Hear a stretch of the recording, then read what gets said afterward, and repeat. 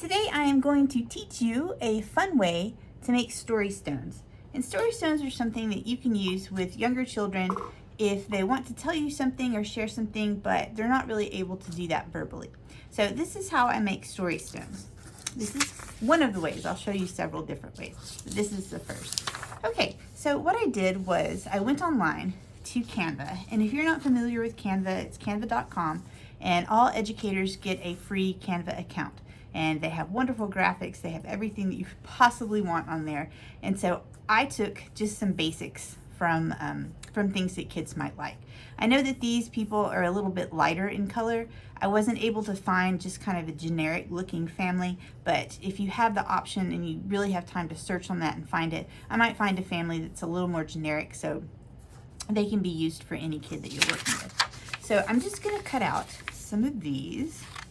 So I have chosen kind of the basics that they might want. So my terrible cutting. Here we go.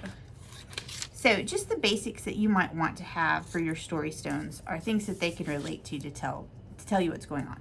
So I've got a house, I've got an apartment, I have a grandfather, a boy, mom and dad, and then a girl. I have a dog and a cat. I have a picture of the school bus, and then I also have a picture of a grandmother with a cat.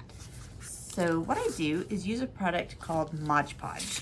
Let me bring over my big lumpy thing. Here's what Mod Podge looks like. This one right here, it's matte, so that means that it goes on without any kind of shine to it. It's just plain color, or plain. It's transparent. You can see through it. But I like to use the matte color, and let's see what it looks like when we get on here. So I need to choose a stone that's a good size that will be able to fit it. I'm first going to put the Mod Podge on it, and then I'll take the house and I'll put the house on here. And Mod Podge is really good about helping you keep stuff stuck down, whereas like a glue stick or something like that would not be as fun. Okay, so I've got the house on there, and obviously in a better world I would have a larger river stone to put this on, but I think that you get the idea.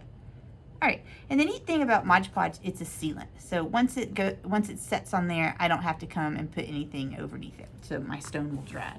You also have the option, if you like things to be glossy and pretty, you can use a Mod Podge that is a gloss luster, and that will make all of your things really shiny.